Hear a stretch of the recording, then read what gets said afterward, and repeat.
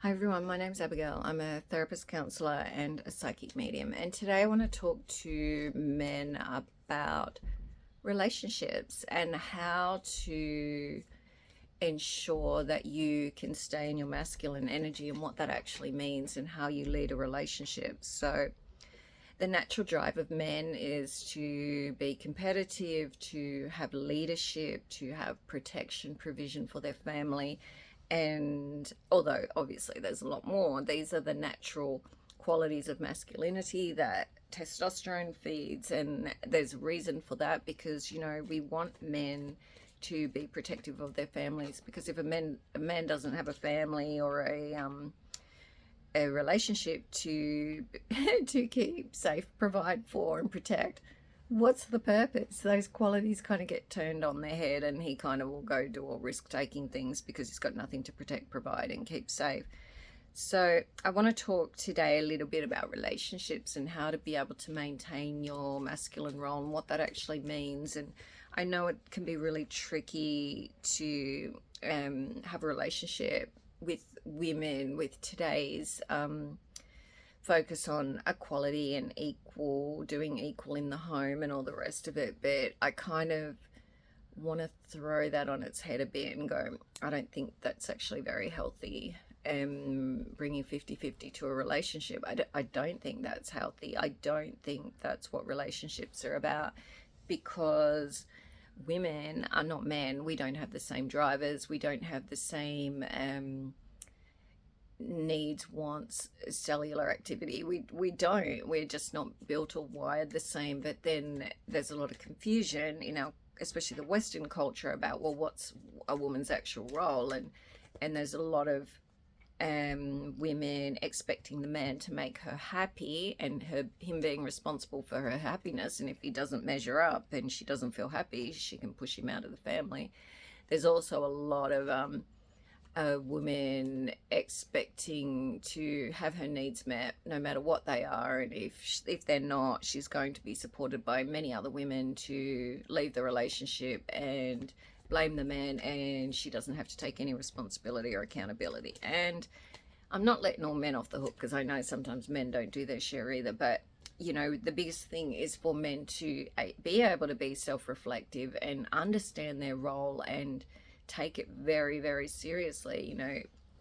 I've worked supporting businesses that were struggling and having problems and doing consultation with them. One of the things I noticed, and I take my family therapy model with me, is and a business model actually, is one of the common themes was that people within the business, they weren't sure of their roles and responsibilities, so they didn't actually have a clear position description defining what was expected of them in the company and what their role was. So then you've got the people pleasers who will take on more than their share, but then when they're sick or they step out, you've got the people who have stepped out, and it kind of runs into a lot of problems and a lot of burnout, and there's a lot of business dysfunction when people aren't clear on what's my job description, what do I do each day, and how does that fit with the rest of the organization. So I want to tell you, in families, one of the best ways to understand it is that you have dad, mum, who are next to each other, mum and dad, and then you have children underneath, and you have other family outside. And so when you take on a role in the family, so dad, husband, father, partner, it's here. Of course, dad and father, same thing. It's here.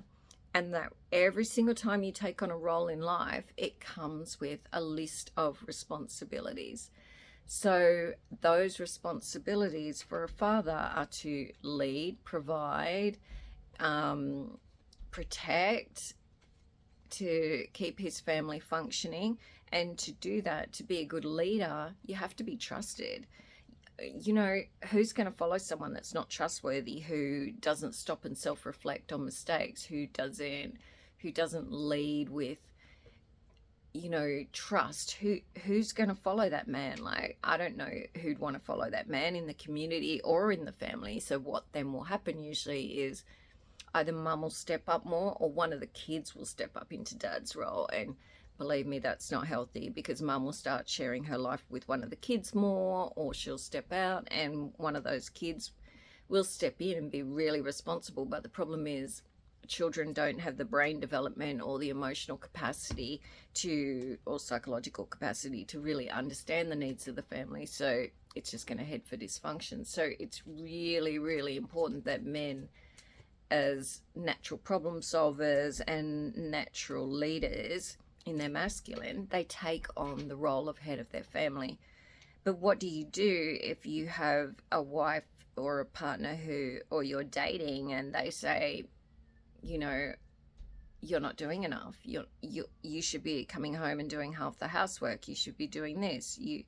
You're not doing enough of the childcare. You're not doing that. And I think what you need to do is be really clear on what you actually do. Like, what is your role? And I don't think it's always helpful. Where do I go with this? To have two people committing to the same job. Like, okay, so let's look at housework. So is it helpful to not have clear delineation of who does what? Because if you've got underlying resentment in the relationship, what's going to come out is you're going to measure by, I vacuumed that room and you did this room and it took me that long, took her that long. And is that healthy? No. And who did what and who did, the rest of it? It's like, if you want to be clear that you're providing a good wage for this family, then you need to sit down and be clear on what the expectations are, which doesn't mean you get out of cleaning and cooking and anything else. It just means sit down and be clear, and don't get caught up in giving attention to arguments around who does the most and who doesn't. Get your communication so clear that the people in your team, in your family, if they are overwhelmed and struggling with a task, then there's a secondary plan in place, just like there would be in a business. It's not helpful to expect a family to flow well if you don't have an underlying plan of who does what, or open enough communication on who does what. And if someone's feeling really resentful, it's not usually about who did the most housework. That's about, I'm not feeling connected to you. I need time to connect to you, and I'm feeling that my needs are being overlooked. So what I would say is, if you're having these kind of difficulties, take time out, listen, listen really well. But it doesn't mean you have to cave. It doesn't mean you have to devalue what you've done.